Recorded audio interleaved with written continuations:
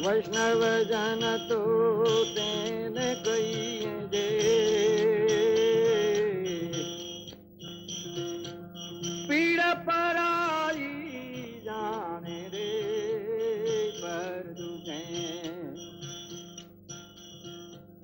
पर दुखे उपकार करे तो मन अभिमान नो याने रे, वैष्णव जन दो. காந்தி கல்வி நிலைய புதன் வாசகர் வட்ட முகநூல் நேரலையில் பங்கேற்கும் அனைவரையும் வரவேற்று முதற்கண் வணக்கத்தை தெரிவித்துக் கொள்கிறேன். இன்று சோனியா ஸ்லேஷின் மகாத்மா காந்தியின் முதல் செயலர் என்ற நூல் அறிமுகம் செய்யப்பட்டு அது குறித்த கருத்துக்களை பரிமாறிக்கொள்ள விரும்புகின்றேன்.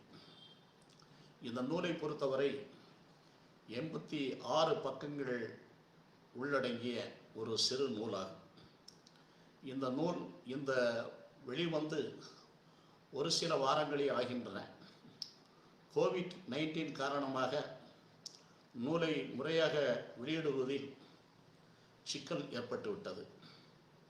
இந்த நூலுக்கு அணிந்துரை மதுரை காந்தி நினைவு அருங்காட்சியக செயலர் திரு காமு நடராஜன் அவர்கள் வழங்கி சிறப்பித்துள்ளார்கள். இந்த நூல் முன்னுரை நிறைவுரை நீங்களாக 6 அத்தியாயங்களை உள்ளடக்கியதாக உள்ளது.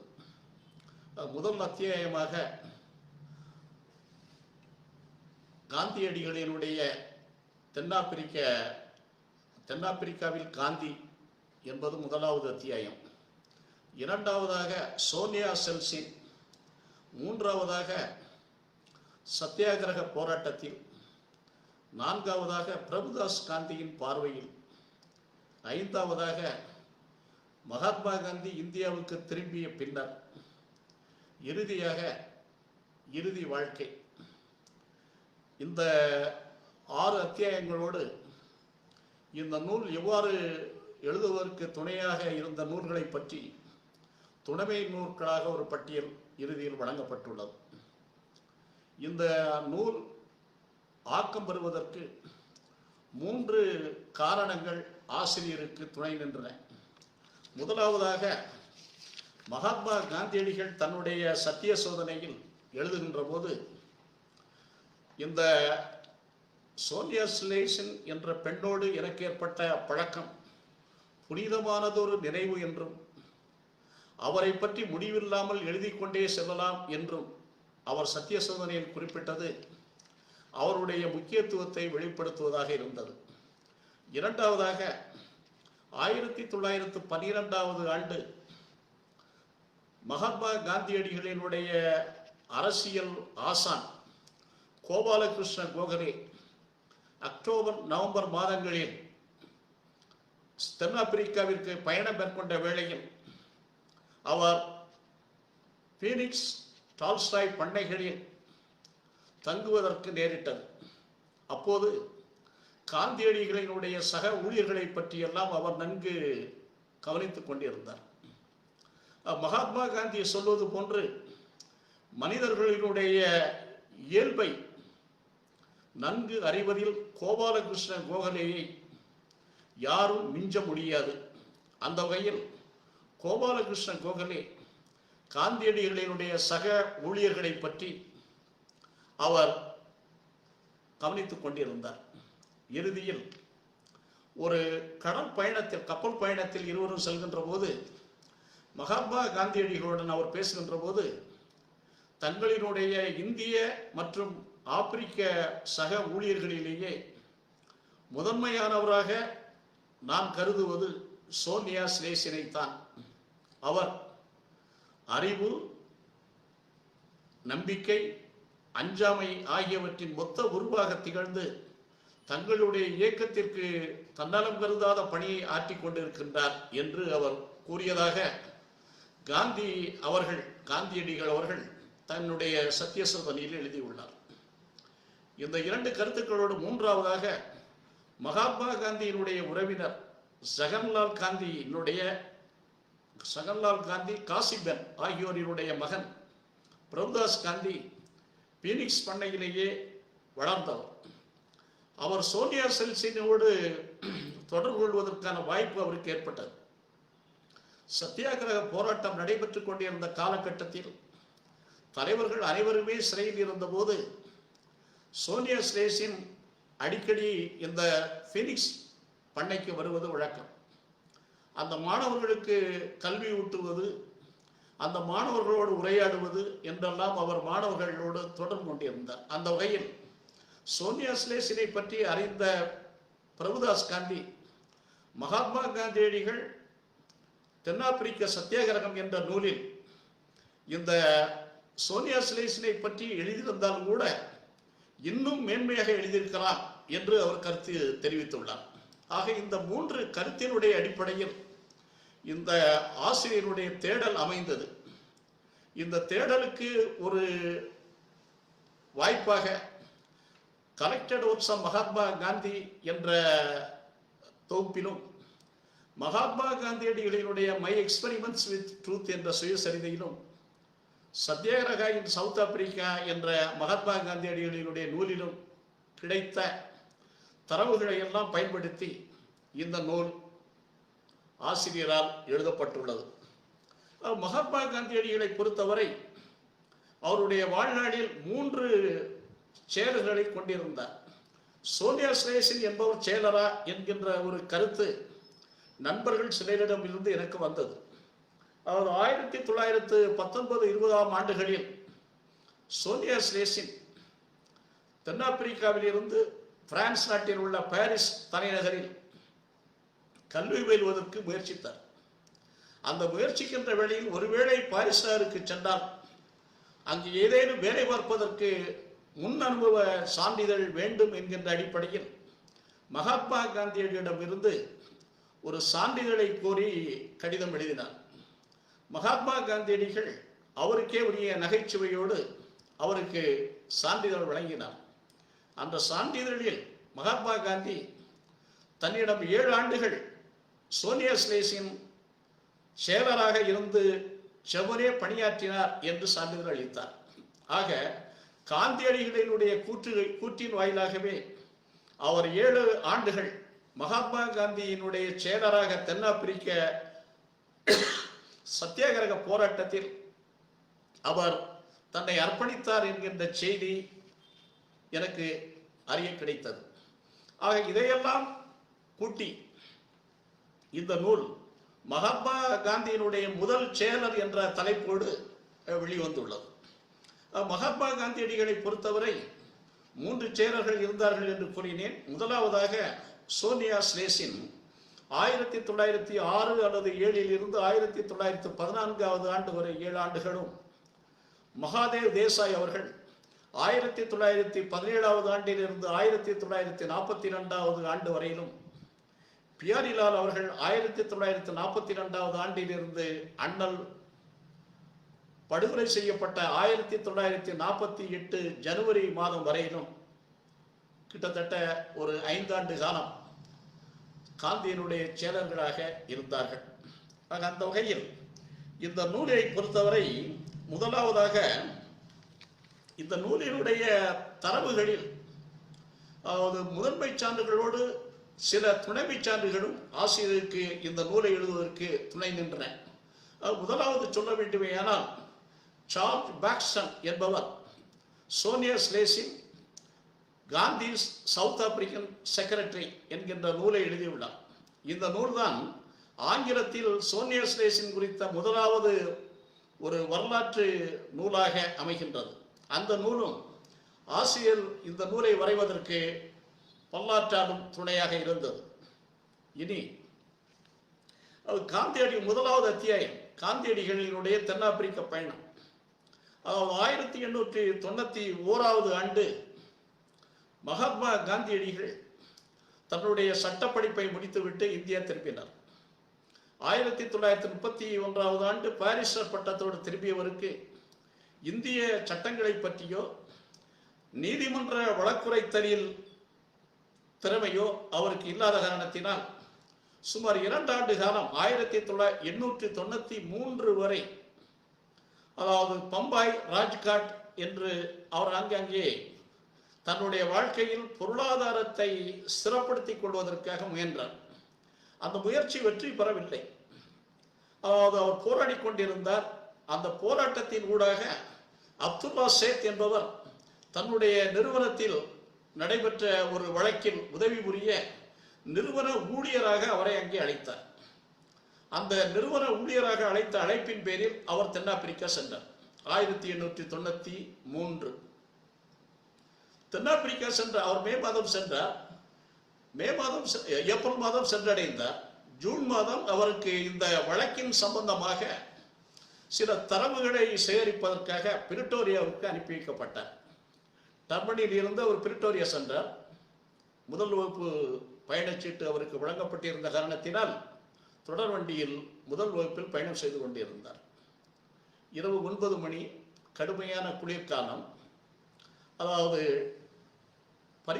பரிசோதகர் அங்கே வருகின்றார்.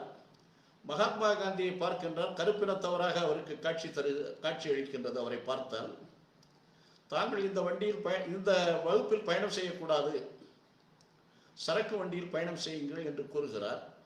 காந்தி மறுக்கின்றார்.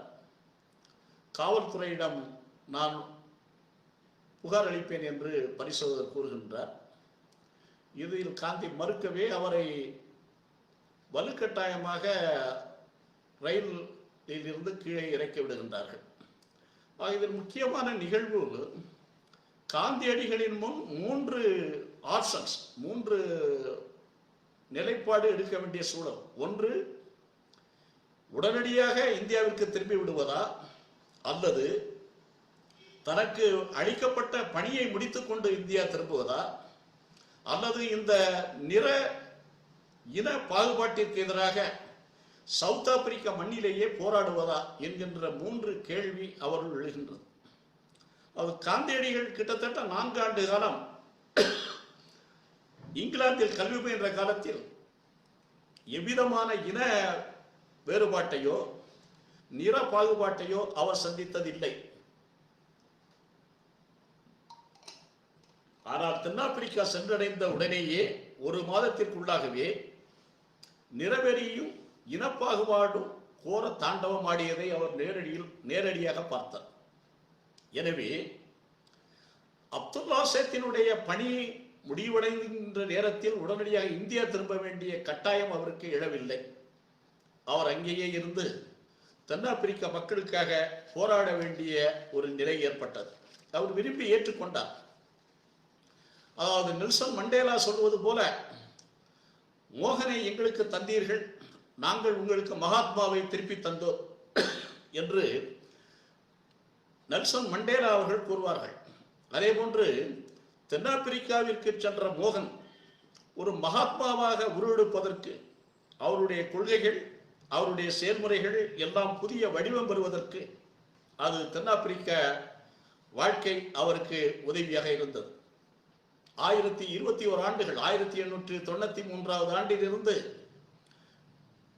1914 ஆண்டு வரை கிட்டத்தட்ட 21 ஆண்டு காலம் அவர் சில இடைவெளிகளில் இந்தியா வந்து சென்றாரே ஒழிய மற்றபடி 21 ஆண்டுகள் அவர் அங்கேயே இருந்தார். அந்த 21 ஆண்டுகளிலும் அவருடைய வாழ்க்கை பயணம் ஒரு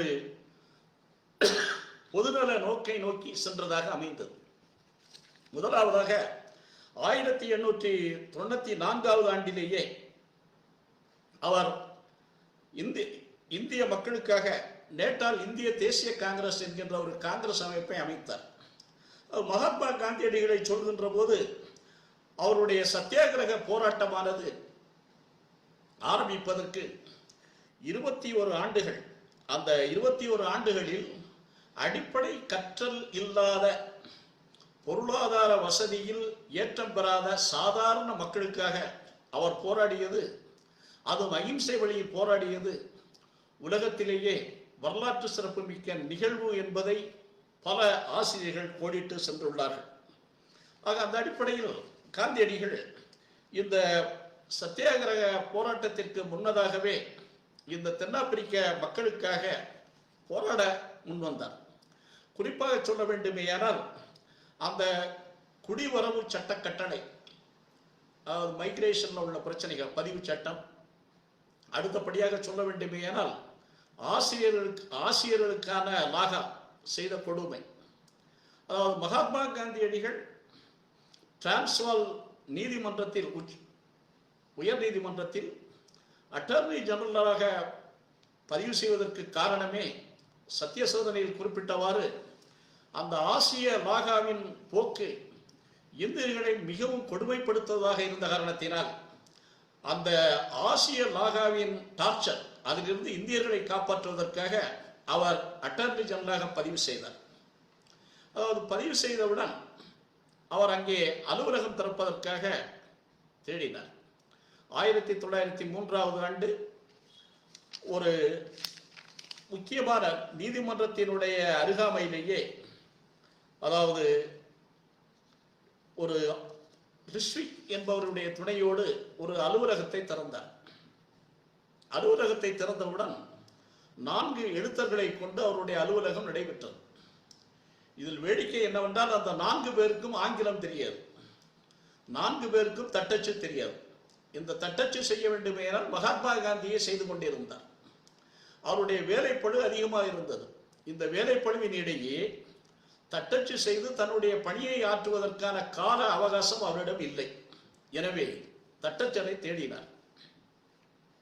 பல இடங்களில் தேடி கிடைக்காத நிலையில் இறுதியாக ஒரு தரகரை அணுகினார்.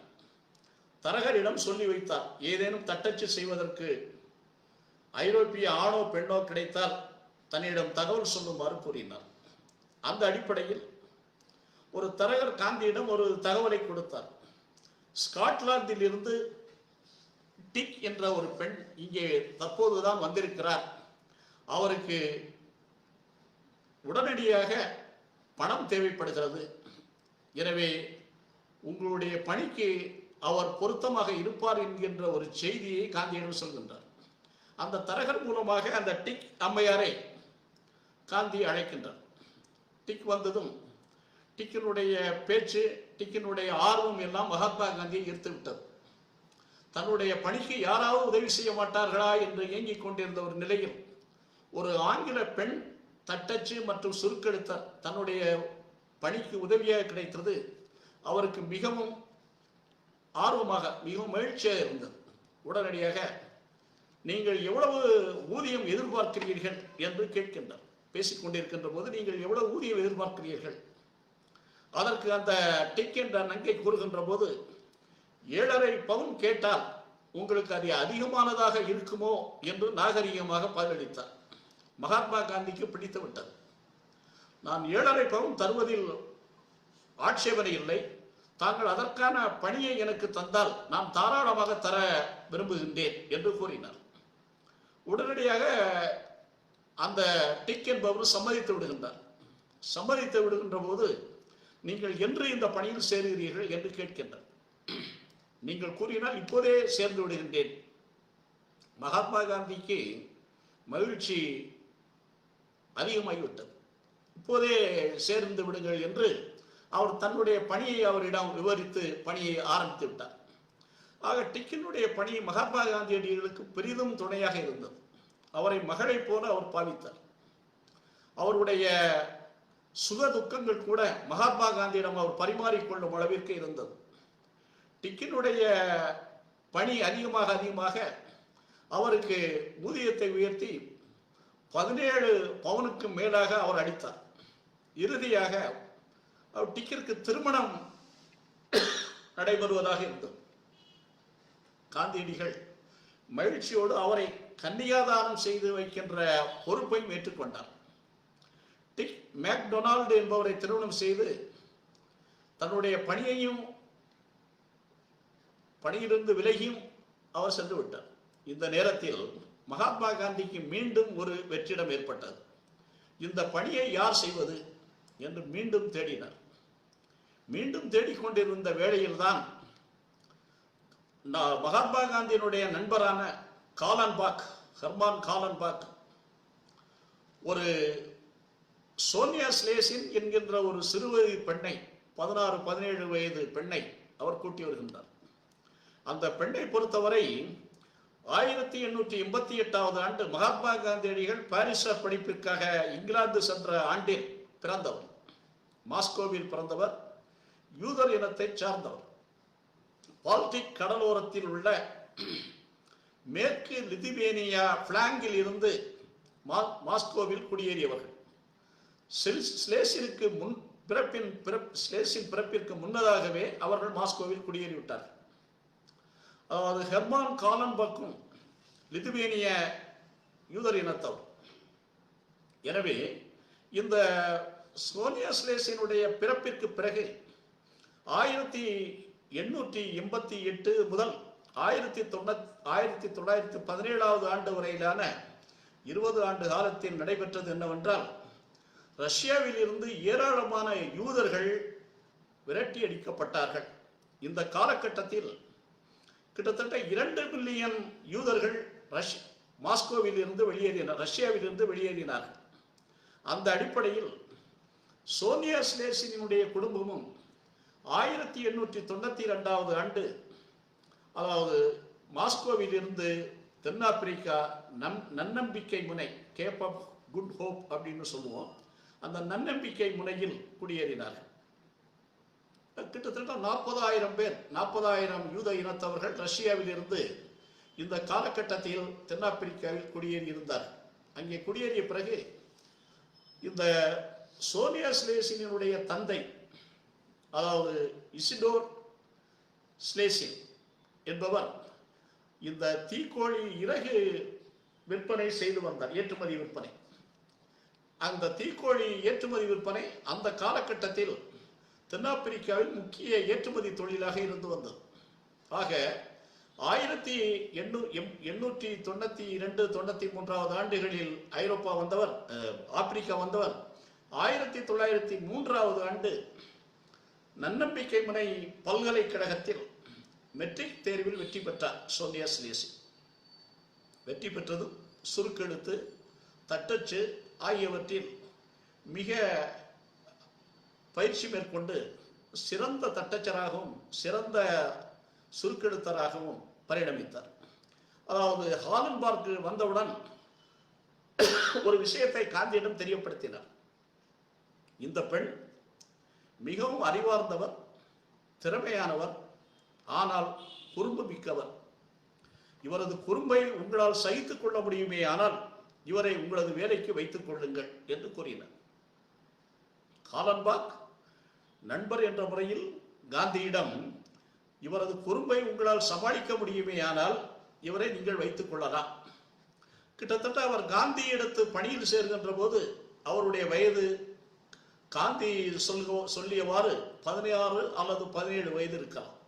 95-96 இந்த ஆண்டுகளில் அவர் காந்தியிடம் பணியில் சேர்ந்திருக்க வேண்டும். சேர்ந்த பிறகு மகாத்மா காந்தியடிகளுடைய ஊதியம் குறித்து பேச்சு நடந்தது. ஹாலன்பாக்கே 6 பவுன் கொடுத்தால் போதும், அவர் நிறைவு பெறுவார் என்று கூறினார். மகாத்மா காந்தியடிகள் 6 பவுன் ஊதியமாக கொடுத்து அவரை பணிக்கு அமர்த்தினார். இவர் பணிக்கு வருகின்ற போது சோனியா ஸ்லேசினுடைய ஒரே குறிக்கோள் தனக்கு வேலையில் பயிற்சி பெற வேண்டும் என்பதற்காகவே அவர் காந்தியிடத்தில் சேர்ந்தார். அந்த நோக்கம் ஓரிரு ஆண்டுகளிலேயே மாறுதல் பெற்றது.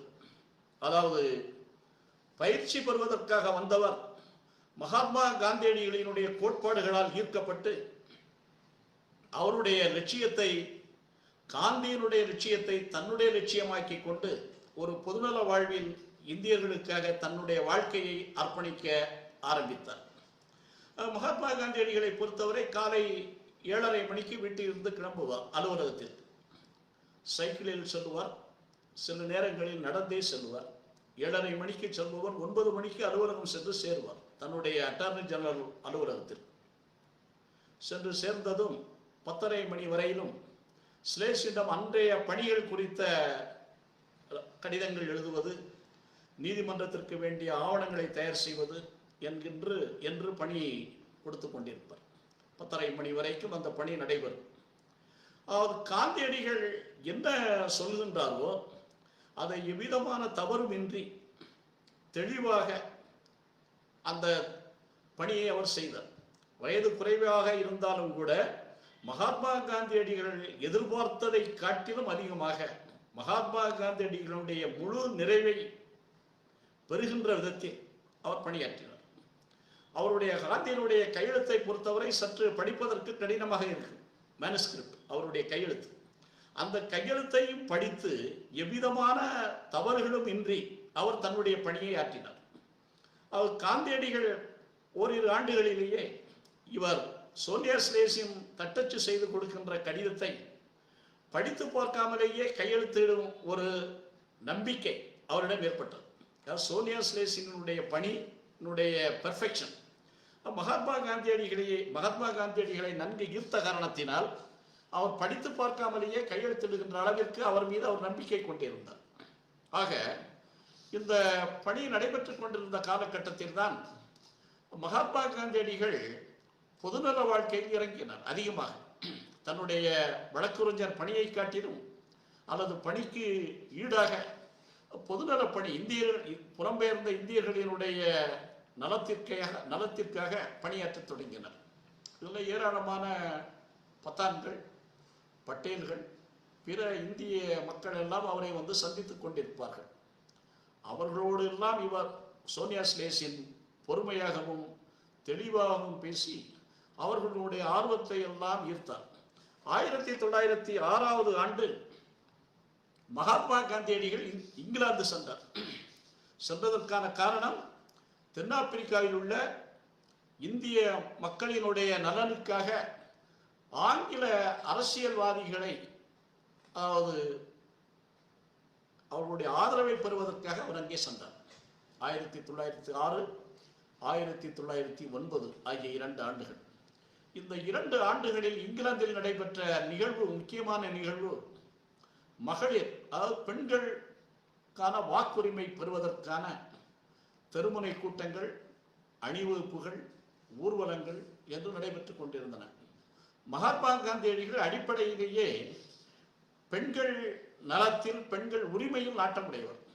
அவர் அதில் ஆர்வமோடு அந்த தெருமுனை கூட்டங்களை எல்லாம் பார்ப்பார், போராட்டங்களை பார்த்து கொண்டிருப்பார்.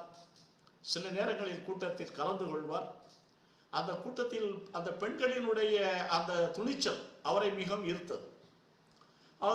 ஒரு மென்மையான பெண்களே இவ்விதமான ஒரு துணிச்சல் மிக்க ஒரு போராட்டத்தில் ஈடுபடுகின்ற போது தென்னாப்பிரிக்காவில் உள்ள இந்திய ஆண்கள் ஏன் ஒரு சிறை செல்கின்ற ஒரு போராட்டத்தை நடத்தக்கூடாது என்கின்ற எண்ணம் அவர் மனதில் இருந்தது. சிறை செல்வது என்றால் வன்முறை ரீதியிலாக சிறை செல்ல வேண்டும் என்பது அவருடைய எண்ணம் அல்ல. அகிம்சை வழி போராட்டத்தில் ஏன் சிறை செல்லக்கூடாது என்கின்ற எண்ணம் அவரிடையே ஏற்பட்டது. 1909 ஆண்டு அவர் அந்த 1906 ஆண்டு சென்ற போது அந்த வாக்குரிமை போராட்டத்தினுடைய நிலை கண்டு தன்னுடைய இந்தியன் ஒப்பீனியன் இதழில் எழுதினார்.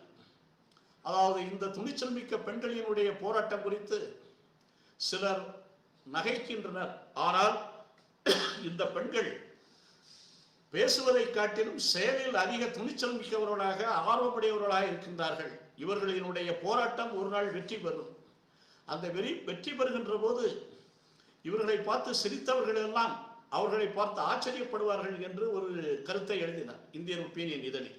1906 ஆண்டு இங்கிலாந்து சென்று வந்த பிறகு அவர் எழுதியது. திரும்ப 1909 ஆண்டும் மீண்டும் செல்கிறார் இங்கிலாந்திற்கு. அங்கு போராட்டம் நடைபெறுகின்றது. இப்போது அந்த போராட்டம் சற்று வேறு வடிவத்தில் அழைத்து செல்லப்பட்டது. அகிம்சை வழியில் சென்று கொண்டிருந்த ஒரு போராட்டமானது 1909 ஆண்டு, அதாவது பெண்கள் சமூக மற்றும் கலாச்சார கூட்டமைப்பு அந்த அமைப்பின் மூலமாக முன்னெடுத்து செல்லப்பட்ட போது அந்த இயக்கத்தில் வன்முறை ஏற்பட்டுவிட்டது. மகாத்மா காந்தியடிகள் வருந்தினார். பெண்கள் ஒரு துணிச்சல் மிக்க, தீரமிக்க ஒரு அமைதியான போராட்டத்தை வழிநடத்தி சென்று கொண்டிருந்த போது இந்த போராட்டம் திசை திருப்பப்பட்டு விட்டதே என்று அவர் வருந்தினார். பெண்கள் இவ்விதமான போராட்டத்தில் ஈடுபட்டால் அவர்களுக்கு சாதகமான அனுகூலம், நலன், அவர்கள் எதிர்பார்க்கின்ற குறிக்கோள் வெற்றி பெறுவது காலம் கடந்து செல்லலாம் என்கின்ற ஒரு எண்ணம் அவரிடம் இருந்தது. அதாவது இந்த இரண்டு பெண்கள் வாக்குரிமை இயக்கம் 1906, 9 ஆகிய ஆண்டுகளில் அவர் நேரில் சந்தித்தது தென்னாப்பிரிக்காவில் மட்டுமன்றி இந்தியாவிலும் பெண்களினுடைய உரிமையில் மகாத்மா காந்தியடிகள் அதிகம் ஆர்வம் காட்டியதாக கூறப்படுகிறது. அதாவது 1907 ஆண்டு 1907 ஆண்டு அதாவது இந்த பதிவு சட்டத்திற்கு எதிராக போர்ட்ஸ்பர்க் கமீரியா திடலில் ஒரு கூட்டம் நடத்தப்பட்டது. 1908 ஜனவரி 1ஆம் நாள் அந்த கூட்டம் நடைபெற்றது. 1700 பேர் கலந்து கொண்டார்கள். சோனியா ஸ்லேசின் அந்த கூட்டத்தில் பங்கேற்பதில் அதிக ஆர்வம் கொண்டிருந்தார். காந்தியினுடைய எழுத்தர் என்ற முறையிலும், காந்தியினுடைய தனி செயலர் என்கின்ற முறையிலும், இந்த போராட்டத்தில் அதிக ஈடுபாடு உள்ளவர் என்கின்ற நிலையிலும் இந்த கூட்டத்தில் பேசுவதற்கு கூட அவர் முன்வந்தார். காந்தியடிகளினுடைய அனுமதி பெற்று, தன்னுடைய பெற்றோரிடமும் அனுமதி பெற்று இந்த கூட்டத்தில் பேசுவதற்கு முன்வந்தார். 20 வயது அப்போது. 1908 ஆண்டு இந்த கூட்டத்தில் பேசுவதற்கு அவர் முன்வந்த போது அவருடைய வயது 20. அதாவது மகாத்மா காந்தியடிகளும் சம்மதித்தார். இந்த கூட்டத்தில் சோனியா ஸ்லேசின் இந்தியர்களினுடைய போராட்ட நிலை பற்றி பேசுவதற்கு அவர் அனுமதித்தார். சோனியா ஸ்லேசின் பேசுவதற்கு ஆயத்தமாக இருந்தாலும் இறுதியில்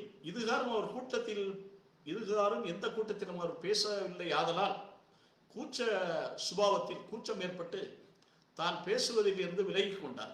இறுதியாக சோனியா ஸ்லேசினுடைய உரையை மகாத்மா காந்தியடிகள் அந்த கூட்டத்திலேயே வாசித்தார்.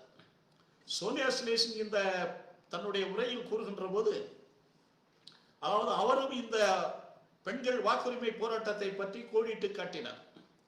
அதாவது பெண்கள் வாக்குரிமை போராட்டத்தை ஒரு சிலுவை போராக அவர் வர்ணித்தார். மென்மையான பெண்கள் வாக்குரிமைக்கான ஒரு சிலுவை போரை நடத்தி செல்கின்ற போது ஏன் தென்னாப்பிரிக்காவில் உள்ள இந்தியர்கள் ஒரு கட்டமைப்பு செய்யப்பட்ட போராட்டத்தை நடத்தக்கூடாது? ஏற்கனவே இங்குள்ள இந்தியர்கள் பலர் சிறை சென்று வந்துள்ளனர். தங்களினுடைய எண்ணத்தில், தங்களினுடைய நோக்கத்தில் வெற்றி பெறுவதற்காக அல்லது தங்களினுடைய இதை நிறைவேற்றுவதற்காக. எனவே சிறை சென்றவர்கள் செல்லலாம், செல்லாதவர்கள் கூட இந்த பெண்கள் வாக்குரிமை இயக்கத்தை முன்னும் மாதிரியாக கொண்டு இந்த சத்தியாகிரக இயக்கத்தில் தங்களை முழு அளவில் ஈடுபடுத்திக் கொள்ள வேண்டும் என்கின்ற ஒரு கோரிக்கையை முன்வைத்து அவருடைய உரையானது அமைந்தது. கூட்டத்தில் உள்ளவர்கள் அனைவரும் பாராட்டினார்கள். 1900 இந்த போராட்டத்திற்கு பிறகு இந்த போலக், காந்தியினுடைய நண்பர் போலக், சோனியா ஸ்லேசின் போன்ற ஐரோப்பியர்களுக்கு ஒரு பாராட்டு கூட்டம் நடத்தப்பட்டது. பாராட்டு கூட்டமும் ஒரு இரவு விருந்து. அந்த பாராட்டு கூட்டத்தில் 1908 ஆண்டு நடைபெற்ற இந்த பாராட்டு கூட்டத்தில் போலக்கிற்கு $50 பரிசாக அளிக்கப்பட்டது. சோனியா ஸ்லேசினுக்கு $10 பரிசாக அளித்து அவரை கௌரவித்தார்கள். இரவு விருந்து வழங்கப்பட்டது. அதற்கு மறுநாள் சீனர்கள் இந்த ஐரோப்பியர்களினுடைய பங்களிப்பை பாராட்டி அவர்களும் ஒரு கூட்டத்திற்கு ஏற்பாடு செய்து அவர்களை கௌரவித்து அனுப்பினார்கள். ஆக இந்த நிலையில் 1808 இந்த குடிவரவு தடை சட்டத்திற்கு எதிரான இயக்கமானது நடத்தப்படுவதற்கு சோனியா ஸ்லேசின் உறுதுணையாக இருந்தார். அது 1909 ஏற்கனவே மகாத்மா காந்தியடிகளுடைய நண்பர்கள் ஹெர்மான் போலக், ஹாலன்பாக், ஹென்ரி போலக், ரிஷிக் போன்றவர்கள் மகாத்மா காந்தியினுடைய அலுவலகத்தில் பயிற்சியாளர்களாக இருந்து வழக்கறிஞர்கள் ஆனார்கள். அதை ஒரு முன்மாதிரியாக கொண்டு சோனியா ஸ்லேசினும் தென்னாப்பிரிக்க தென்னாப்பிரிக்காவில் உள்ள நீதிமன்றங்களில் தன்னை வழக்குரைஞராக பதிவு செய்ய வேண்டும் என்று விரும்பி அந்த இதில் ஈடுபட்டார். ஒரு பெரிய தடை என்னவென்றால், தென்னாப்பிரிக்காவில் பெண்கள் இதுகாரும் வழக்குரைஞர் தொழிலுக்கு அனுமதிக்கப்படவில்லை. இதுகாரும். ஆனால் தென்னாப்பிரிக்க வரலாற்றிலேயே முதலாக வழக்குரைஞர் தொழிலில் ஈடுபடுவதற்கு முயற்சித்த முதலாவது பெண்மணியாக சோனியா ஸ்லேசின் திகழ்ந்தார். 1909 21வது வயதில், அவருக்கு 21வது வயது நடைபெற்றுக் கொண்டிருக்கின்ற போது தென்னாப்பிரிக்க டிரான்ஸ்வால் நீதிமன்றத்தில் தன்னை ஒரு வழக்குரைஞராக பதிவு செய்து கொள்ளுமாறு கோரிக்கை வைத்து ஒரு விண்ணப்பம் சமர்ப்பித்தார். அவருடைய கோரிக்கையை நீதிமன்றம் ஏற்கவில்லை. அதாவது நீதிமன்றத்தில் கூறப்படுகின்ற போது, அதாவது ஆண் பெண் என்ற வேறுபாடு இந்த வழக்குரைஞர் சொல்லில் அடங்காவிட்டாலும் கூட, இதுகாரும் உள்ள நடைமுறையில் பெண்கள் யாரும் இந்த தொழிலில் ஈடுபடுவதற்கு அனுமதிக்கப்படவில்லை. ஆதலால் சோனியா ஸ்லேசினுடைய கோரிக்கை நிராகரிக்கப்பட்டதாக அறிவிக்கப்பட்டது. அவருக்கு வருத்தம். அவர் காந்தியடிகளை முன்மாதிரியாக கொண்டு தென்னாப்பிரிக்க நீதிமன்றத்தில் ஒரு வழக்குரைஞராக திறம்பட பணியாற்ற வேண்டும் என்கின்ற ஆசை அவரிடம் அதிகமாகவே இருந்தது. அந்த ஆசை நிறைவு பெறவில்லை. இதற்கிடையில் போலக்கினுடைய மனைவி மிலி போலக் என்பவர் இந்திய பெண்களினுடைய நலனை காக்க தென்னாப்பிரிக்காவில் இந்திய மகளிர் சங்கம் என்ற ஒரு அமைப்பை ஏற்படுத்தினார். மகளிர் சங்கத்தை அவர் ஏற்படுத்திவிட்டு, அதாவது இந்த சத்தியாகிரக இயக்கத்தில் பெண்களினுடைய பங்களிப்பை பெற வேண்டும் என்பதற்காக இந்த சங்கமானது அமைக்கப்பட்டது. அந்த சங்கத்தினுடைய பொறுப்பாளர்களாக இந்திய பெண்களை நியமிக்க வேண்டும் என்று விரும்பினார். ஆனால் அங்குள்ள இந்திய பெண்கள் தென்னாப்பிரிக்க அரசியலை பற்றியோ போதிய ஆங்கில மொழி அறிவோ இல்லாதவர்களாக இருந்த காரணத்தினால், அதாவது சோனியா ஸ்லேசினை கௌரவ செயலராக நியமித்தார். சோனியா ஸ்லேசினுக்கு வருத்தம். ஒரு பெண், இந்திய பெண்கள் வகிக்க வேண்டிய ஒரு பதவியை தான் வகிப்பதில் அவருக்கு ஈடுபாடு இல்லை, உடன்பாடு இல்லை. எனினும் இந்திய பெண்களினுடைய நலனை காப்பதற்கான ஒரு அமைப்பு ஆதலால் அந்த பதவியில் அவர் அமர்ந்தார். 1910வது ஆண்டு, அதாவது ஃபீனிக்ஸ் பண்ணையில், அதாவது நிதி நெருக்கடி ஏற்பட்டது. டால்ஸ்டாய் பண்ணையில் நிதி நெருக்கடி ஏற்பட்டது. மகாத்மா காந்தியடிகள் இந்தியன் ஒப்பீனியன் இதழினுடைய சைஸ், அதனுடைய வடிவத்தை கூட சற்று குறுக்கினார். அந்த வகையில் நிதி நெருக்கடி. இந்த 1910வது ஆண்டு டால்ஸ்டாய் பண்ணையினுடைய அறங்காவலர்கள் ஒருவராக சோனியா ஸ்லேசின் நியமிக்கப்பட்டார். இந்த சோனியா ஸ்லேசினுடைய இந்த இன மற்றும் நிற வேறுபாட்டிற்கு எதிரான அவருடைய போராட்டம் 3 முக்கியமான படிநிலைகளை கொண்டதாக காட்டப்படுகின்றது. முதலாவதாக, அந்த கமீதியா மசூதி வளாகத்தில் அவர் இந்திய மக்களுக்காக பேசியது. அவர் ஒரு யூதர் இனத்தவர், ஒரு ஐரோப்பியர், வெள்ளை நிறத்தவர். அதாவது எவ்விதமான பாகுபாடுமின்றி வேறுபாடுமின்றி கருப்பின இந்தியர்கள் மீது அளவிலாத ஒரு ஆர்வம் கொண்டு அவர்களினுடைய நலனில் ஈடுபாடு கொண்டு அவர் அந்த கமீதியா தடலில் அவருடைய நடவடிக்கையானது அமைந்தது. இரண்டாவதாக சொல்ல வேண்டுமேயானால், அதாவது பீனிக்ஸ் பண்ணையில் இருந்து ஒரு சமயம், அதாவது இந்த வழக்குரைஞர் அலுவலகத்தில் அவருக்கு வேலைப்படு குறைவாக இருக்கின்ற நேரத்தில் அவர் பீனிக்ஸ் பண்ணைக்கு செல்வது வழக்கம். பீனிக்ஸ் பண்ணையில் அந்த மாணவர்களுக்கு அவர் கல்வி பயிற்றுவிப்பது வழக்கம். ஒரு முறை அந்த மாணவர்களை அழைத்துக் கொண்டு டர்பனுக்கு சென்றார். அதாவது பீனிக்ஸ் பண்ணையில் இருந்து டர்பனுக்கு 12 மைல், 8 மைல் தூரம் நடந்து சென்றார்கள் மாணவர்களும் சோனியா ஸ்லேசினும். 8 மைல் தூரம் நடந்து சென்ற பிறகு அங்குள்ள தொடர் வண்டியில் ஏறினார்கள். தொடர் வண்டியில் ஏறுகின்ற போது தொடர் வண்டியில் இருந்த வெள்ளை நிறத்தவர்களும் தொடர் வண்டியில் பணிபுரிந்த நடத்துனரும் இந்த மாணவர்களிடம் சற்று கடுமையாக நடந்து கொண்டார். சோனியா ஸ்லேசின் அங்கிருந்த வெள்ளை நிறத்தவர்கள் ஐரோப்பியர்களுடனும் அந்த அலுவலருடன் கடுமையாக போராடினார். பிரபுதாஸ் காந்தி இதனை பதிவு செய்துள்ளார். அதாவது மிகவும் துணிச்சல் கொண்டு அந்த தனி மனிதராக இருந்து அந்த வெள்ளை நிறத்தவர்களுடனும் இந்த ரயில்வே அலுவலர்களுடனும் அவர் போராடிய தீர்க்கமானது மிக முக்கியத்துவம் மிக்கது என்று பிரபுதாஸ் காந்தி குறிப்பிடுகின்றார். மூன்றாவதாக சொல்ல வேண்டுமேயானால் 1912 அவருடைய இன நிற பாகுபாட்டிற்கு எதிரான அவருடைய நிலைப்பாடு. 912 இந்திய பெண்கள் சங்கத்தினுடைய கௌரவ செயலராக இருந்த காலத்தில் அவர் இந்திய பெண்களை அழைத்துக் கொண்டு தொடர் வண்டியில் செல்கின்றார். தொடர் வண்டி 3ஆம் வகுப்பில் செல்கின்றார். அங்குள்ள வழக்கப்படி வெள்ளையர்கள் முதல் வகுப்பில் தான் செல்ல வேண்டும், கருப்பினத்தவர்கள் 3ஆம் வகுப்பில் செல்ல வேண்டும். மகாத்மா காந்திக்கு நடைபெற்றது நேர் எதிர்மாறானது. அவர் 3ஆம் வகுப்பில் செல்ல வேண்டியவர் முதல் வகுப்பு பயணச்சீட்டு பெற்றுக்கொண்டு அவர் அங்கே சென்றார். சிக்கல் ஏற்பட்டது. இங்கே முதல் வகுப்பில் செல்ல வேண்டிய வெள்ளை நிறத்தவரான சோனியா ஸ்லேசின் கருப்பினத்தவர்களோடு 3ஆம் வகுப்பில் சென்று கொண்டிருக்கின்றார். காந்தியடிகளுக்கு எதிராக வெள்ளை நிறத்தவர்கள் நிற துவேஷம் கற்பித்தது போன்று இங்கே கருப்பினத்தவர்களோடு ஒரு வெள்ளை நிறத்தவரான சோனியா ஸ்லேசின் பயணித்தது கண்டு அவர்கள் கண்டனம் செய்தார்கள். 3ஆம் வகுப்பிலிருந்து முதல் வகுப்பில் சென்று பயணிக்குமாறு கூறினார்கள். 2 முறை சம்பவம் நடைபெற்றது. 2 முறையும் சோனியா ஸ்லேசின் கடுமையாக அவர்களோடு வாதாடினார்.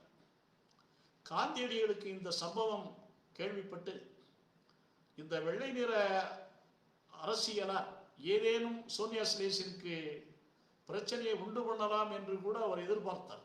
அதே போன்று மீண்டும் மீண்டும் இவ்வாறு 3ஆம் வகுப்பில் பயணித்த போது சோனியா ஸ்லேசினை கண்டித்து ரயில்வே நிர்வாகமானது வழக்கறிஞர் மூலமாக ஒரு நோட்டீஸ் அனுப்பியது. 3ஆம் வகுப்பில் சென்றதை ஒரு குற்றச்செயலாக கருதி அரசு சோனியா ஸ்லேசின் மீது நடவடிக்கை எடுப்பதற்கு முன்வந்தது. மகாத்மா காந்தியடிகள் ஏற்கனவே எதிர்பார்த்தார். சோனியா ஸ்லேசின் வலிமையாக போராடினார். இந்த இதில் இந்தியன் ஒப்பீனியன் இதழில் அவருடைய கடிதங்கள் பிரசுரமாயின. அந்த கடிதத்தில் அவர் குறிப்பிட்டது, நான் கருப்பின மக்களோடு அல்லது இந்தியர்களோடு நான் பணி செய்து கொண்டிருக்கின்றேன். அவர்களுடைய உரிமைகளுக்காக, அவர்களுடைய நலனுக்காக அவர்களோடு இருந்து அவர்களுடைய குறைபாடுகளை அறிந்து நான் செயல்பட வேண்டியது அவசியம். இந்த நிலையில் நான் அவர்களோடு சென்றது வேண்டுமென்றே 3ஆம் வகுப்பில் செல்ல வேண்டும் என்ற நோக்கத்தில் அல்ல, மாறாக இந்திய மக்களோடு தன்னை ஐக்கியப்படுத்தி கொண்டதற்காக அவர்களோடு சென்றேன் என்று பதிலளித்தார்.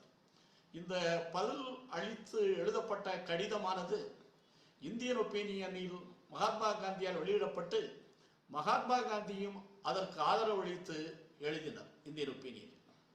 ஆக இந்த 3 நிலைப்பாடு, கமீதியா மசூதி நிலைப்பாடு பேச்சு, அந்த கூட்டத்தில் அவர் கலந்து கொண்ட விதம், 2ஆவதாக டர்பனுக்கு மாணவர்களை அழைத்து சென்ற போது தொடர்வண்டியில் அவர் போராடியது, 3ஆவதாக இந்திய பெண்களோடு 3ஆம் வகுப்பில் பயணித்த போது ஏற்பட்ட பிரச்சனையை அவர் சந்தித்த விதம், இவை எல்லாமே கருப்பினத்தவர்கள் வெள்ளை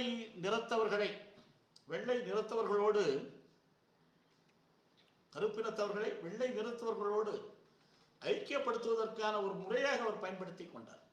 அவர்கள் வெள்ளை நிறத்தவர்கள் நிறதுவேஷத்திற்கோ அல்லது இன பாகுபாட்டிற்கோ உரியவர்கள் அல்ல என்பதை நிலைநாட்டுவதற்கான முயற்சியாகவே அவர் அமைத்துக் கொண்டார்.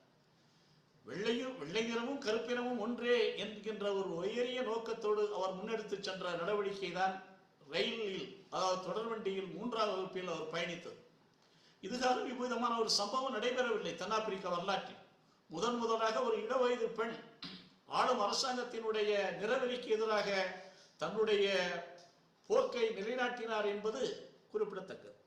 இனி அடுத்ததாக 1911ஆம் ஆண்டு 1911 மகாத்மா காந்தியடிகள் தன்னுடைய வழக்கறிஞர் தொழிலை கைவிட்டார். 1911ஆவது ஆண்டிலிருந்து பின்வரும் ஆண்டுகள் 4 ஆண்டுகள் அவர் முழுக்க முழுக்க போராட்டத்திற்காகவே தன்னை அர்ப்பணித்தார். அதாவது இந்த இந்தியாவிற்கு அவர் திரும்பிய பிறகும் கூட வழக்கறிஞர் தொழிலில் அவர் ஈடுபடவில்லை.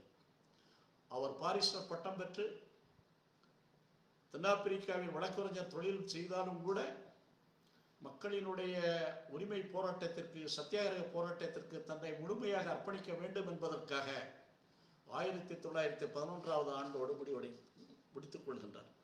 1912 அக்டோபர் 22ஆவது நாளில் இருந்து நவம்பர் 29ஆவது நாள் வரை கோகலேயினுடைய பயணம் அமைந்தது. அந்த பயணத்தின் போதுதான் கோபாலகிருஷ்ண கோகலே சோனியா ஸ்லேசினுடைய வேகம், செயல்திறன், அவருடைய அறிவு, நம்பிக்கை, அவருடைய நற்பண்புகளை எல்லாம் கூர்ந்து கவனித்து இவரை நீங்கள் போற்றி பாதுகாக்க வேண்டும் என்கின்ற ஒரு வேண்டுகோளை மகாத்மா காந்தியிடம் விட்டு சென்றார். 1913ஆவது ஆண்டு சத்தியாகிரக போராட்டத்தினுடைய உச்சம் கண்ட ஆண்டு 1913. இதில் அந்த சிறை செய்யப்படுகின்ற போது, அதாவது போராட்டம் ஒரு பக்கம் நடைபெற்றுக் கொண்டிருக்கின்றது, தலைவர்கள் கைது செய்யப்படுகிறார்கள். Mahatma Gandhi, Hermann Kallenbach, Henry Polak போன்ற தலைவர்கள் எல்லாம் கைது செய்யப்பட்டு உள்ளடைக்கின்றார்கள். இந்திய தலைவர்கள் தம்பி நாயுடு போன்றவர்கள் எல்லாம் சிறை செய்யப்படுகின்றார்கள். இந்த சிறை செய்யப்பட்ட காலத்தில் இந்த இவருடைய சோனியா ஸ்லேசினுடைய பங்கு அளப்பரிய. அதாவது சிறையில் அடைக்கப்பட்டவர்களை வாரம் ஒரு முறை சந்திப்பதற்கு இந்த சிறை சென்ற சிறை கைதிகளினுடைய உறவினர்களுக்கு உரிமை அளிக்கப்படும். அவர்கள் சென்று பார்க்கலாம்.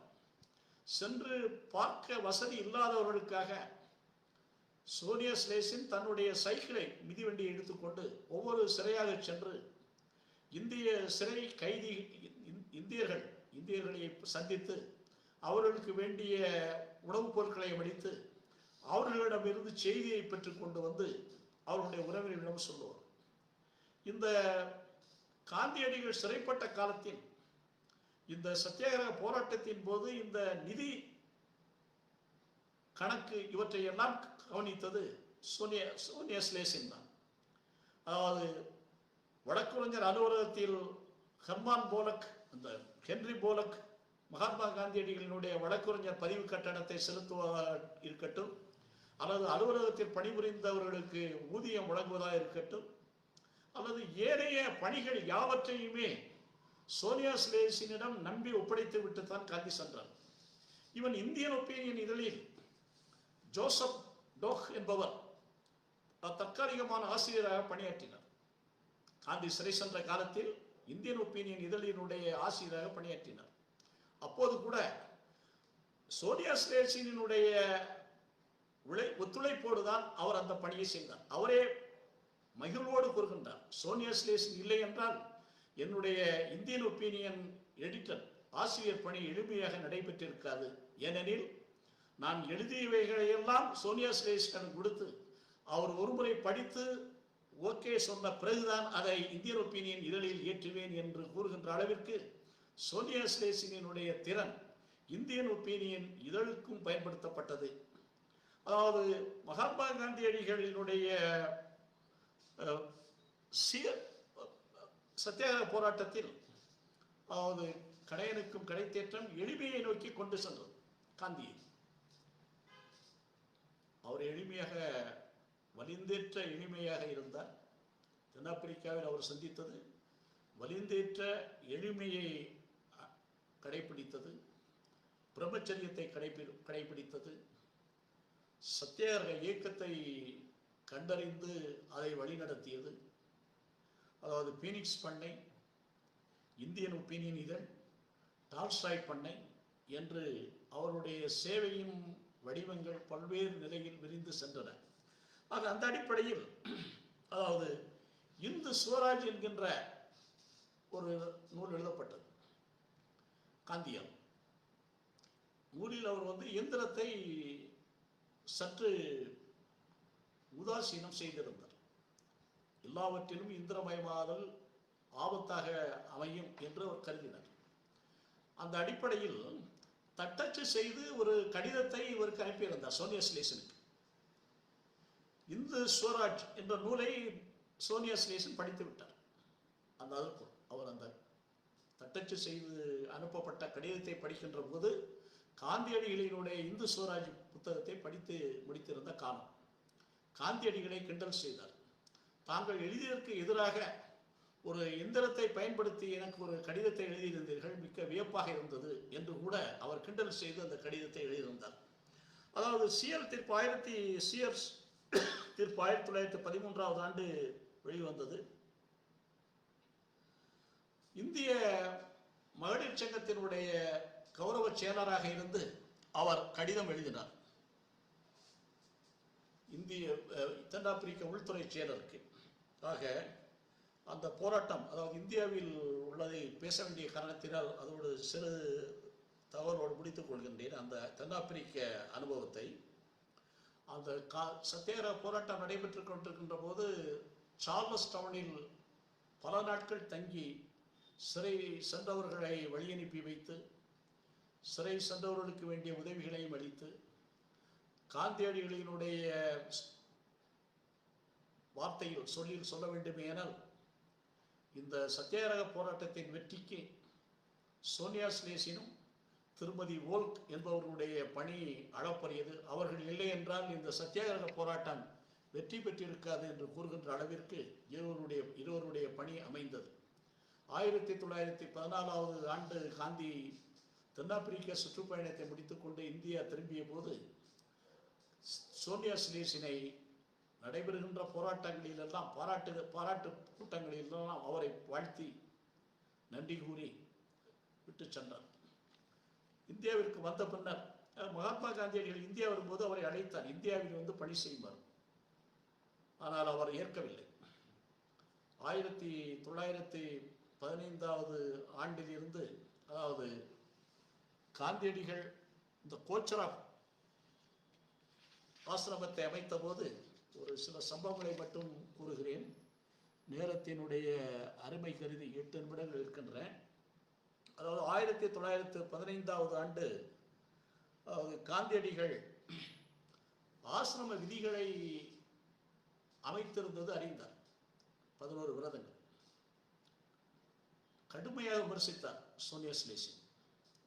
ஆசிரம விரதங்கள் ஒரு மனிதனை கட்டுப்படுத்தாது, ஆசிரம விரதங்கள் மனிதனுடைய உணர்வுகளோடு ஒன்றுபடாது, மனிதர்களுடைய உணர்வுகளே அவர்களை வழிநடத்தும்.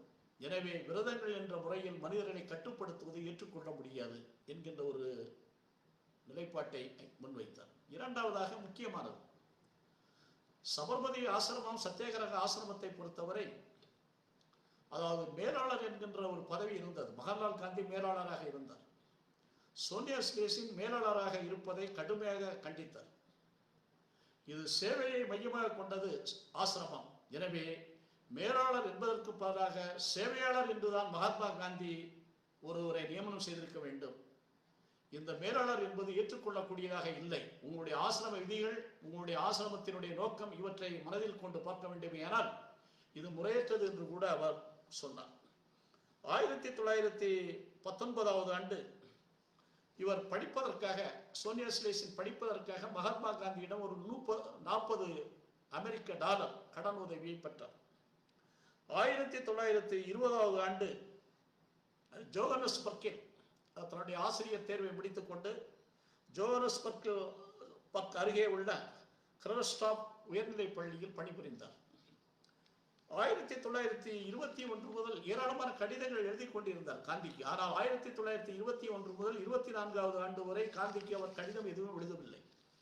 காந்தியடிகள் மிகவும் எதிர்பார்த்தார், சோனியாவிடமிருந்து ஏன் கடிதம் வரவில்லை, 10 கடிதங்களுக்கு மேல் நான் எழுதிவிட்டேன், இன்னும் ஒரு கடிதம் கூட சோனியா ஸ்லேசிடமிருந்து வரவில்லையே என்று எழுதினார். 10 கடிதங்கள் எழுதியும் பதில்படாத நிலையில் அந்த 4 ஆண்டுகளுக்கு பிறகு 1924ஆவது ஆண்டு 11 பக்கங்களுக்கு ஒரு நீண்ட கடிதத்தை சோனியா ஸ்லேசின் காந்திக்கு எழுதினார். இந்த ஒத்துழையாமை இயக்க போராட்டத்தில் நடைபெற்றுக் கொண்டிருந்த ஒரு காலகட்டத்தில் தான், அதாவது போராட்டம் ஒத்துழையாமை இயக்கம் முடிந்து காந்திக்கு குடல்வால் அழற்சி அறுவை சிகிச்சை நடைபெற்றது. ஒரு கற்றறிந்தவர் தன்னுடைய குடல்வால் சுழற்சி சீழ்பிடித்து போகும் அளவிற்கு அஜாக்கிரதையாக இருந்தது எனக்கு ஆச்சரியமாக இருக்கிறது என்று காந்தியிடம் கூறினார். அவருடைய கடிதங்கள் எல்லாம் பார்க்கின்ற போது ஒரு மகள் தன்னுடைய தந்தையோடு கோபப்படுவது போன்று பல்வேறு நிகழ்வுகள் காணப்படுகின்றன. 1927 ஆண்டு காந்தியடிகள் ஸ்ரீலங்காவில் பேசுகின்ற போது, அதாவது சீதையை போன்று தூய்மை உள்ளவராக அனைவரும் இருக்க வேண்டும், தூய்மையான வாழ்வை நடத்த வேண்டும் என்று கூறி ஓட்டத்தில் சோனியா ஸ்லேசினை கொண்டு வந்தார். சோனியா ஸ்லேசின் போன்று தூய்மையாக இருக்க வேண்டும் என்று கூறுகிறார். அதாவது சீதாதேவியை எவ்வாறு ஒரு தூய்மைக்கு அடையாளமாக கண்டாரோ அதே போன்று ஸ்வானில் உள்ள மகளிர் கூட்டத்தில் பேசுகின்ற போது அவ்விதம் பேசினார். 1928 ஆண்டு சுயசரிதை எழுதப்பட்டது. படிக்கின்றார். சோனியா ஸ்லேசின் படித்தார். காந்தி மீது கடுமையான கோபம். காந்தியடிகள் அந்த சுயசரிதையில் ஒரு வரி எழுதிவிட்டார். என்ன எழுதினார் என்றால், சோனியா ஸ்லேசின் டிரான்ஸ்வாலில் உள்ள ஒரு அரசு உயர்நிலை பள்ளியில் தலைமை ஆசிரியராக பணிபுரிகின்றார் என்று எழுதியிருந்தார். சோனியா ஸ்லேசின் இதை படித்து மிக மிக கோபம் கொண்டு காந்தியடிகளை கண்டித்தார். காந்தியடிகள் இந்த சத்தியாகிரக சுயசரிதை எழுதிய போது சமகால நிகழ்வாக அவர் எழுதவில்லை. நிகழ்வுகள் 1920 முடிவடைந்து விட்டது. நிகழ்வுகள் முடிந்த பிறகு தன்னுடைய நினைவுகளில் இருந்தவற்றை தொகுத்து அவர் நூலாக எழுதினார். எனவேதான் சத்திய சோதனையில் கால வரையறை தெளிவில்லாமல் இருக்கும். இந்த வருடத்தில் இந்த நாளில் நடைபெற்றது என்று சம்பவங்கள் பெரும்பாலும் எழுதப்படாது. சில ஆண்டுகளை குறிப்பிடுவார், சில வருடங்களை, சில கால வரையறை தான் குறிப்பிடுவார். பொதுவாக வரலாற்று ரீதியிலான ஒரு கால வரையறையை மகாத்மா காந்தியினுடைய சுயசரிதையில் நாம் பார்க்க இயலாது. இந்த கால வரையறைக்கு பிறகு எழுதப்பட்ட காரணத்தினால், ஒரு 8 ஆண்டுகளுக்கு பிறகு எழுதப்பட்ட காரணத்தினால் மகாத்மா காந்தியடிகள் இவர் கோபப்பட்டது ஹெர்மான் காலன்பாக்கை பாதித்தது. இவருடைய கோபம் மகாத்மா காந்தியடியை வருத்தி விடக்கூடாது என்பதற்காக அவர் காந்திக்கு ஒரு கடிதம் எழுதினார். காந்தி எழுதிய கடிதத்தில் காலன்பாக் சோனியா ஸ்லேசின் ஒரு அதிர்ச்சியான விமர்சனத்தை தங்கள் மீது வைத்திருப்பது கண்டு வருத்தம் அடைந்திருக்க மாட்டீர்கள் என்று கருதுகிறேன் என்று அவரும் சொல்லில் மிகவும் கவனமாக ஒரு கடிதத்தை எழுதினார். மகாத்மா காந்தியடிகள் சோனியா ஸ்லேசினை தான் எழுதியது மிகவும் பாதித்து விட்டது என்று கருதி இறுதியாக இந்த யங் இந்தியா இதழில் ஒரு சோனியா ஸ்லேசின் பற்றி என்னுடைய சுயசரிதையில் ஒரு தவறான ஒரு செய்தி வந்துவிட்டது, அவர் உண்மையில் டிரான்ஸ்வால் உயர்நிலை பள்ளியில் தலைமை ஆசிரியராக பணிபுரியவில்லை, மாறாக ஒரு உயர்நிலை பள்ளியில் ஆசிரியராக பணிபுரிகின்றார் என்று கூறி அவருடைய மனது புண்பட்டிருக்குமேயானால் அதற்காக நான் வருத்தம் தெரிவித்துக் கொள்கிறேன் என்று வருத்தத்தையும் தெரிவித்து அந்த சுயசரிதையில் அந்த தலைமை ஆசிரியை என்பதையும் அவர் நீக்கிவிட்டு சுயசரிதையானது பின்னாளில் வெளியிடப்பட்டது. அதாவது 1930 ஆண்டு மணிலால் சீதா தம்பதியினர் அதாவது இந்தியாவிற்கு வந்தார்கள். சபர்மதி ஆசிரமத்தில் தங்கினார்கள். அப்போது சோனியா ஸ்லேசின் வருவார். அவருடன் இந்த சத்திய சோதனையை பற்றி பேசி ஒரு முடிவுக்கு வரலாம் என்று காந்தியடிகள் எதிர்பார்த்து கொண்டிருந்தார். அவர் ஆனால் வரவில்லை. காந்தியடிகள் இந்தியா திரும்பிய பிறகு கடிதங்கள் மூலமாக செய்திகள் பரிமாறப்பட்டதுவே ஒழிய அவர்கள் நேரடியாக சந்தித்துக் கொள்ள வாய்ப்பில்லாமல் போய்விட்டார். அதாவது மணிலால் சுஷிலா தம்பதியினருக்கு ஒரு குழந்தை பிறந்தது. சீதா காந்தி துபேலியா என்று பின்னாளில் வழங்கப்பட்டவர். அதாவது சீதாவினுடைய தாய்வழி தாத்தா நானாபாய் அவருக்கு தைரிய பாலா என்று பெயர் சூட்டினார். மணிலாலுக்கு குழந்தை பிறந்த செய்தி அறிந்து மகாத்மா காந்தியடிகள் சீதா என்று பெயர் சூட்டினார். சோனியா ஸ்லேசிற்கு இதிலும் கோபம். தைரியபாலா என்பது அந்த பெயரிலேயே ஒரு ஊக்கமும் ஒரு தைரியமும் இருக்கும். சீதா என்பவர் கொடுமையான துயரங்களுக்கு உள்ளானவர். அந்த துன்பங்களுக்கு உள்ளாகிய ஒரு நபரினுடைய பெயரை வைத்தால் அவருடைய பெயரில் இவ்வாறு எழுச்சி இருக்கும் என்று கடுமையாக வாதிட்டார். ஆனால் அந்த வாதாடல் முற்றுப்பெறாமலே இருந்தது. 1931 ஆண்டு காந்தியின் ஆடை பற்றியும் அவர் விமர்சித்தார். இந்த புத்தகத்தினுடைய அறிமுகம் காலத்தின் அருமை கருதி இதோடு முற்றுப்பெறுகிறது. சொல்ல வேண்டிய கருத்துக்கள் நிறைய இருக்கின்றன. பணிக்கப்பட்ட காலம் 7:45 மணியோடு முடிக்கப்பட வேண்டும் என்பது. இதோடு வாய்ப்பளித்த